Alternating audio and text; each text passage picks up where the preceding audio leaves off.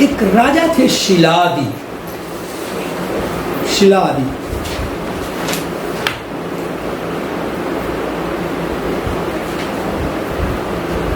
बहुत दुखी रहते थे क्योंकि उन्हें संतान नहीं थी।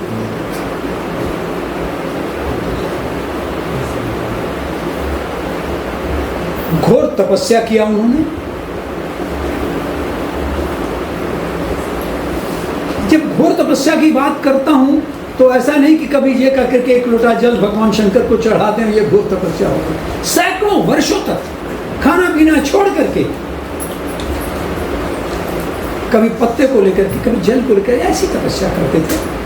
खैर घोर तपस्या किया और शंकर जी अवतरित हुए। उन्होंने क्या चाहते हो मुझसे? कहा एक पुत्र।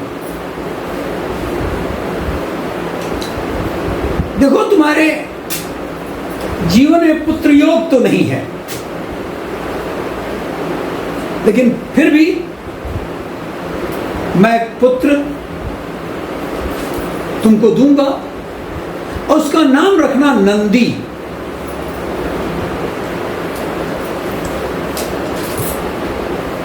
शिलाद को क्या परेशानी होती अगर नंदी रख देता तो कोई बात नहीं थी।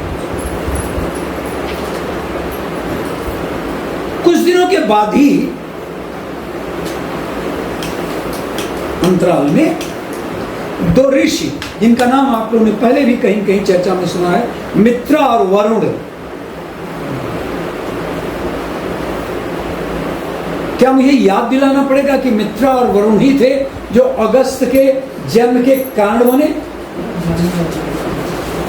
तो ये मित्रा और वरुण शिलाद ऋषि के यहां पहुंचे। जैसा होता है, पिता अपने पुत्र नंदी को लेकर के और उनके गोद में रख दिया। ये है हमारा पुत्र, आप कैसे आशीर्वाद चाहिए? मित्रा और वरुण ने कहा कि मैं क्या आशीर्वाद दूं शिलादि? इस बच्चे की उम्र तो बहुत ही कम है, बहुत शीघ्र ये मर जाएगा।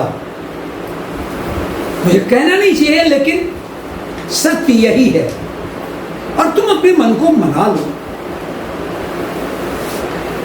शिलाद तो नीचे जमीन पर गिर पड़े, बेहोश हो गए। नंदी इतना बड़ा हो गया था कि कहीं बाहर खेल कूद रहा था, आया तो देखा कि मेरे पिताजी बेहोश हैं।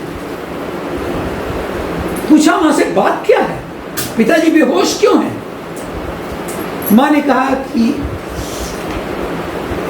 इनको मित्रा और वरुण नाम के दो ऋषि आए थे और उन्होंने ऐसी ऐसी बात कहा है कि बहुत ही अल्पायु हो तुम, बहुत ही शीघ्र मर जाओगे। लिहाजा ये सुन करके एक तो इतने दिनों बाद संतान हुआ और उसके बाद से उन्होंने ये बता दिया कि तुम शीघ्र ही मर जाओगे, इसलिए बेहोश हो गए। हम लोग काफी देर से यत्न कर रहे हैं, होश नहीं आ रहा है। उन्होंने कहा मैं जाऊंगा, तपस्या करूंगा। नंदी ने कहा कि मैं तपस्या करूंगा और चले गए वो भी जंगल में। नंदी घोर तपस्या किए, वर्षों वर्षों तक तपस्या किए।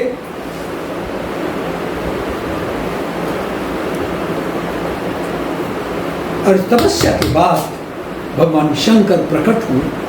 क्या चाहते हो? क्योंकि एक बालक और इतनी कठोर तपस्या, क्या चाहते हो तुम?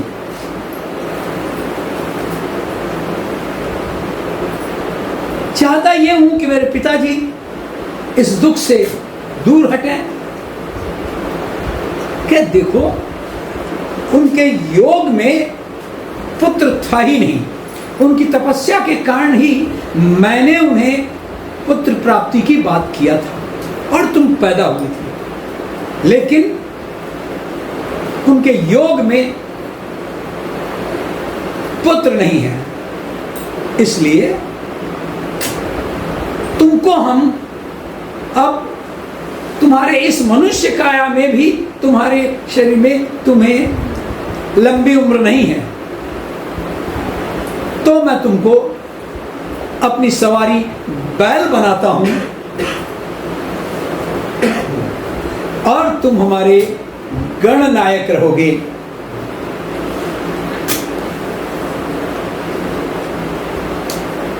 वही नंदी बैल, जब भी आप शिवलिंग की पूजा करते हैं, आराधना करते हैं शंकर जी के कारण, अब उसे गणनायक माना जाता है और उनके सामने ही उनके सवारी के रूप में तैयार रहता है, उनकी रक्षा के लिए तैयार रहता है। लेकिन ये बात क्या हुआ होगा उस शिलाद ऋषि को? तो नंदी आए, बताए अपने पिताजी को, आपके भाग्य में पुत्र था ही नहीं, आपकी तपस्या के कारण कुछ दिन पुत्र का सुख मिला, लेकिन वह मुझे जाना ही था। अभी ये स्थिति है कि भगवान शंकर ने मुझे खुद अपना वाहन चुन लिया है और गणाधिपति बना दिया है।